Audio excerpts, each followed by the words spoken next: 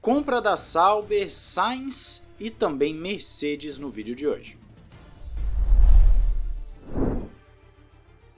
Olá amigo do Ressaca F1, seja bem-vindo a mais um vídeo. Eu sou Matheus Pucci e vamos às principais notícias que estão aí chegando para o Grande Prêmio dos Estados Unidos, começando com Andretti visitando a Sauber.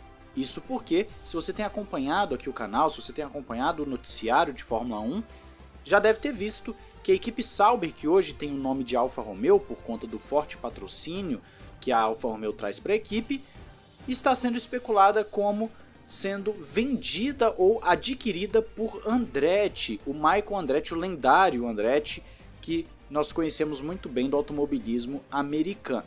De acordo com o que tem saído nos últimos dias, Andretti estaria disposto a comprar a empresa responsável, dona da Sauber, e com isso teria o controle então da equipe de Fórmula 1. É claro que depois foram esfriando essas conversas, mas uma notícia que tem aí no motorsport.com que você confere, inclusive aí na descrição, fala que Andretti foi visto visitando a fábrica da Sauber, e isso não pode ser então algo tão aleatório assim. A aquisição que Andretti estaria para fazer seria na casa dos 2 bilhões de reais, ou coisa ali de 350 milhões de dólares. O negócio está muito próximo de ser anunciado, de acordo com a publicação. Outro detalhe importante sobre a Sauber é que ela ainda não anunciou seu segundo piloto para 2022. Nós temos apenas Valtteri Bottas confirmado e não sabemos se vão continuar com o Giovinazzi, se vão pegar outro piloto, e claro que uma possível aquisição por parte de Andretti seria então uma mudança de planos e poderia trazer algum piloto que hoje não está tão em pauta assim. Mas e aí, você quer ver a Andretti comprando a Alfa Romeo, ou melhor, a Sauber, ou você acredita que deve continuar a parceria Sauber-Alfa Romeo e se depois a Alfa Romeo sair, continuar a equipe Sauber? Diz aí nos comentários. Outro detalhe legal de se falar antes do Grande Prêmio dos Estados Unidos é uma matéria que Carlos Sainz revela como está sendo o seu relacionamento com os fãs da Ferrari, já que a Ferrari tem toda uma mística, né, em volta, todo um aspecto lendário, então os pilotos acabam se sentindo de formas diferentes. Mas o Sainz diz o seguinte na publicação que você confere aí na descrição. É verdade que os fãs na Itália são muito pacientes e respeitosos de uma forma que eu não esperava. Digo, até mesmo te tocar ou apertar sua mão, para eles é algo super especial. Eles realmente te respeitam e eles realmente te colocam em um pedestal por algum motivo, e é bastante impactante. Eles ficam super nervosos quando você está perto deles, e esta é uma sensação que nunca tive antes como piloto, o quão nervosos as pessoas ficam quando você está perto deles. Sainz também falou uma coisa interessante sobre a cultura da Ferrari de trabalho, já que historicamente fala-se que a Ferrari é uma equipe muito diferente das demais, só que o espanhol foi um pouquinho na contramão. Há um tipo diferente de cultura e maneiras diferentes de fazer as coisas, mas ao mesmo tempo, as equipes de F1 modernas hoje em dia têm convergido muito em termos de abordagem de trabalho, ética e profissionalismo. Ou seja, não está tendo uma diferença tão assim gritante com o seu trabalho lá dentro da Ferrari. Mas ainda Sainz continua falando que tem sim algumas poucas diferenças com relação à cultura da própria Ferrari, já que é conhecida por ser sempre totalmente italiana. É verdade que agora há muitas equipes multiculturais, até a Ferrari está cheia de ingleses e americanos. Mesmo no meu grupo de engenheiros somos um americano, um escocês, um espanhol e um italiano.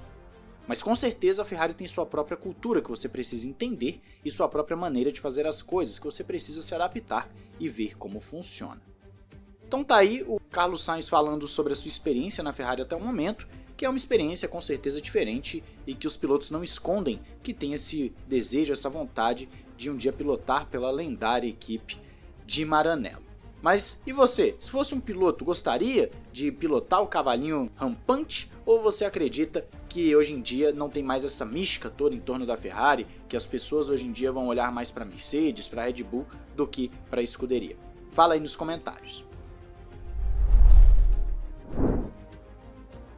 E a última notícia do vídeo de hoje, que deve ser a capa do vídeo, é de que a Mercedes deve finalmente colocar a sua nova asa dianteira para correr. Isso porque ela já vinha testando em Sochi e em Istambul uma nova asa, obviamente buscando ganhos consideráveis na aerodinâmica. É uma asa que em tese seria muito boa para Austin justamente por conta de retas longas e ela tem uma configuração de baixo downforce.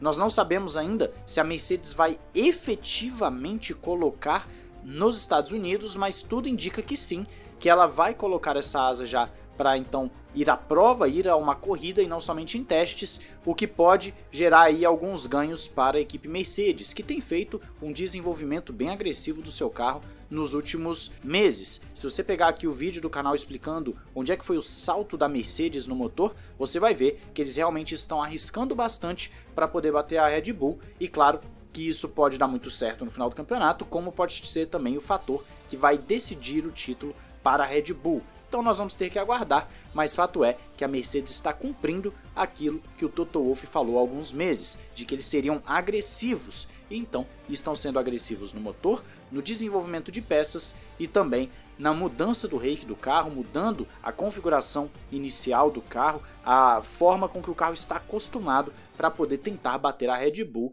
e claro que a Red Bull já está coçando a cabeça, como vocês têm acompanhado aqui no Ressaca. Mas você acredita nessa asa dianteira nova da Mercedes? Você acha que ela vai trazer esse impacto tão grande assim?